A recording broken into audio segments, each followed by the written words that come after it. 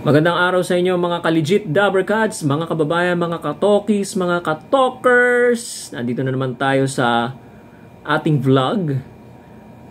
Isang discussion na naman po ang inyong matutunghayan sa ating YouTube channel. Magandang araw, magandang hapon. Paano mang oras dumarating sa inyo ang bagay na to. Pag-usapan natin yung nasa thumbnail. Sa mga panahong ito, kailangan ng respeto. Okay. So, ano ba yung respeto? Paggalang, no? Paggalang maybe sa isang otoridad, mataas na otoridad sa iyo, mas mataas sa iyo, no? Okay. Ilagay natin dito sa kaso ng TVJ, tsaka ng Tape Incorporated, no? Hanggang ngayon kasi, okay? Sabi no iba, pakapalan na lang ng muka, pakapalan ng apog. Bakit? Hanggang ngayon, hindi pa ho nila pinapalitan ang kanilang pangalan. Titulo ng kanilang programa, Itbulaga pa rin po ang nakalagay. Despite of the order of cancellation ng kanilang registration sa trademark na EB at saka Itbulaga. Hindi lang pala Itbulaga, no? EB rin pala. No? So, pati EB, dapat hindi na nila ginagamit yan. Okay? So, yun ang nagiging problema natin ngayon. Okay. Ngayon, ano ba yung IPOPHIL? Intellectual Property Office of the Philippines. Okay? Ano ba yung IPOPHIL? Ahensya po yan ng gobyerno. Tatandaan po yan. Gobyerno po yan. Sumasakop sa lahat ng mga intellectual properties, promoprotekta sa mga creators, okay, mga manlilikha ng kung ano man, tula, kanta, okay, TV show, kung ano man yan, okay, music, okay, inventions, ano, yan, Intellectual Property Office of the Philippines. Ahensya po yan ng gobyerno. Ito sana ang ma-realize ng Tape Incorporated.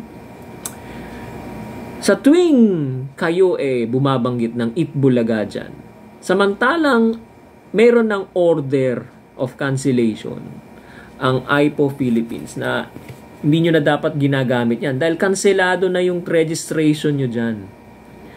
Okay?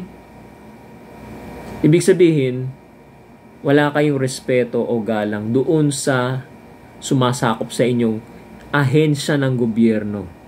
Take note, gobyerno po yan. Gobyerno po ang nilalabanan po ninyo. Okay? So, medyo mahirap yan. Ano? Okay. So, ngayon, titingnan na lang natin yung mga implications niyan. Let's see, as the days go by, habang ginagamit nyo yung Itbulaga, tingnan natin kung ano ang masasabi ng TVJ, kung meron ba silang aksyon, o ang IPO Philippines, meron bang aksyon? Tingnan natin. Okay. So, let's see. O baka naman magbago na ng isip at magbago na ng titulo ang itong mga nandito sa GMA 7, ano? Yan. So, tingnan natin, ano? Okay. So, bakit ba? No, ito personal na opinion ko lang ito, no? Bakit kaya itong fake bulaga, okay, na nasa GMA 7 ay ayaw bitawan itong Itbulaga trademark at patuloy pa nilang ginagamit hanggang ngayon. Okay? Kasi po, yung trademark na Itbulaga, napakalakas po niyan. Nahatak sa audience. Okay? Publicly, malakas ang hatak po niyan sa audience. Pag inalis ngayon nila yung trademark na Itbulaga, once na magpalit sila ng titulo ng programa ng noontime show, it would take years, very long time, bago mo ma-establish yung titulo mong yan. Parang sa produkto, pag meron kang bagong produkto na ilalabas sa market, okay, it will take time bago makilala yan, na makasanayang makilala ng tao. Okay? So don't expect high sales initially. Medyo meron ka pang loss dyan, ano? So through the years, aangat yung sales mo, magiging kilala na yung brand name mo. Okay? Ganon din dito because Eat Bulaga is a brand name. That's an example of a brand name. Okay? Alright. So, pag magpapalit ka, para ka bang naging back to zero ka ngayon? Okay? Yan ang iniiwasan ng Tape Incorporated. Napapabalitang nalulugi na sila, nauubos na ang pondo nila. Okay? Kaya ayaw nilang bitawan. Dahil bakit? Income generating kasi yung brand name na Eat Bulaga. Yan, dyan sila kumukuha ng income. Okay? Panghatak audience, pampataas ng ratings. Na ayaw tumaas. Okay? Gusto nilang pataasin pero ayaw tumaas. Bakit kaya? Ginagamit nyo na Eat Bulaga, trademark. Ba't ba nambaba pa rin ang ratings ninyo? No? Sa social media, napakababa ng views ninyo. Bakit pa rin Eat Bulaga na yung ginagamit ninyo? Okay? Kasi merong silang hinahanap doon sa word na Eat Bulaga at hindi sila yun. Sorry to say, sad to say, hindi sila yun. It must be someone else or something else na hinahanap na kakabit nung salitang Eat Bulaga. Okay, pangalawang punto ko rito. Bakit nila ayaw pambitawan itong Eat Bulaga na to? At lumalabas wala silang respeto sa batas, dun sa kanilang katunggali, sa kasong ito, no? Sa TVJ. Okay, ba't ayaw pa nilang bitawan yan? Okay. Sponsors. For sponsors. Kasi pag pinalitan mo ngayon yung pangalan mo, nung title ng show mo, magpo-pull out yung mga sponsors. Okay. Hindi na pala Eat Bulaga, hindi na pala ito Eat Bulaga na dati nating katransaksyon, bago na yung pangalan. So ano ngayon ang tendency nitong mga negosyo to, mga negosyanting ito? To pull out their resources, to pull out the contracts, to rescind the contracts out of Tape Incorporated. Kailangan ng pera or salapi ng Tape Incorporated nga. So why drop the name Eat Bulaga? Kailangan namin ng pera. Yan ang isang dahilan, mga kababayan, mga ka-legit Dabarkads. Okay? Ngayon, meron akong gustong ipabasa sa inyo, no? Interview ito, or basahin sa inyo. Interview ito, sagot ito sa interview nung press conference kay Bossing Vic Soto. Okay? Sige, panoorin natin at basahin. Siguro pag tumigil na yung may gumagamit na iba at nagpakita ng respeto, pagka nagpakita sila ng respeto at tigilan na yung paggamit ng hindi naman sa kanila, mas masaya. Yan ang pahayag ni Vic Soto, Bossing Vic Soto, sa tanong na kung gagamitin na ba ng TVJ ang Eat Bulaga. Yan po ang pahayag ni Bossing Vic Soto. Tinanong kasi siya kung kailan nila gagamitin yung Eat Bulaga trademark. Okay? So yan. Kung may rumespeto man, kung may doon sa kabila makakita sila ng respeto, maaaring yun na siguro. Okay? Respeto na anong ibig sabihin niya? Bibitawan na nila. Ng mga taga GMA7, bibitawan na nila yung trademark na Eat Bulaga. Okay? Meron pa akong gustong ipunto o itanong, ano? Magtatanong lang naman. Ngayon, itong mga kababayan natin na nanonood ngayon, sige, bibigyan ko kayo ng pagkakataon na mag-comment sa comment section. Pakisagot nga.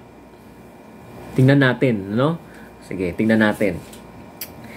Di ba ang Eat Bulaga, ang tape, yung Eat Bulaga ng Tape Incorporated, fake Bulaga, ume-ere sa GMA7. Okay, tanong, bakit pinapayagan ng GMA7 na umere itong Eat Bulaga ng Tape Incorporated samantalang alam naman ng lahat ng buong Pilipinas na meron ng cancellation order ang IPO Philippines na hindi na nila dapat gamitin yun. Bakit kaya? Di ba dapat parang mapagsabihan mo yung Tape Incorporated, "Hoy, Tape Incorporated, baka naman madamay kami dyan sa ginagawa ninyong hindi pagrespeto sa ahensya ng gobyerno. Baka pati kami, kung magkademandahan man or ano, baka kami idamay na naman." Katulad ngayon, meron tayong kinakaharap na kaso na ikinaso sa atin ng TVJ. O baka naman madagdagan pa yan. Ha? Ingat-ingat lang din. Parang walang ganun. Kasi tuloy-tuloy ang tuloy-tuloy ang ere na ang gamit nila, Itbulaga. Okay? Yan ang tanong ko sa inyo, mga kababayan. No? GMA7, bakit po natin pinapayagan na hanggang ngayon gamit-gamit o umere yung Itbulaga dyan ng Tape Incorporated na alam naman nating hindi na dapat nila gamitin yon. Wala ba nag-advise man lang from GMA7 na palitan nyo na yan? Baka ma-technical tayo dyan. Yan. Okay. So, yun lang. Paki-comment na lang sa comments, paki-sulat na lang sa comment section, mga kababayan. Ano ang inyong opinion tungkol dito? Okay? Yan. Sadyang napakagaling nung abogado, si Attorney Buko ng Divina Law. Ang ganda ng strategy. Okay? Sabi ni Tito Sen, naaalala ko, sa amin na yung copyright, sa inyo na yung trademark. Magugulat ka Bakit ganun? Okay. Yung pala, ang strategy ng Divina Law, i-divert ang attention ng Tape Incorporated. Okay. I-divert sa papaanong paraan. Nagsampa sila ng kaso sa korte, 21 million ng halaga ang damages. All in all, na maaaring bayaran ng Tape Incorporated. Kasong copyright infringement, unfair competition, tsaka nakalimutan ko lang isa, patatlo yun but just the same, may kaso sa Marikina. Dinivert ngayon ng diversionary tactics, para malagay yung attention ng Tape Incorporated. Huy, malaking pera yan. Diyan tayo mag-concentrate. Ang hindi nakita ngayon ng Tape Incorporated, yung nandun sa IPO, yung registration nila, medyo napabayaan nila yun. Kaya ngayon, nung lumabas yung desisyon ng IPO Philippines, hindi nyo siniseryoso, wala kayong masyadong pakialam, ayan, lumabas yung desisyon. Nagdiwang pa nga sila na extended ng 10 years yung kanilang registration for merchandise, if I'm not mistaken. Lang ho yun, extension lang po yun of life nung registration, nung paghahawak mo dun sa trademark. Pero wala naman, it doesn't mean something, pag kinancel ba yun? Pag kinancel ba ng IPO Philippines yun, nasa iyo pa rin yun, mapapanghahawakan mo ba yung 10 years na yun? Yun na nga, kinancel na nga. Di nabaliwala na yung 10 years na extension ninyo. It's just an extension of life. It doesn't mean anything. Binibigyan lang kayo ng karapatan hanggang 10 years. Pero pag kinancel yan, wala na rin silbi yan. Okay? So, yan. So, masyado sila na-focus ang attention doon sa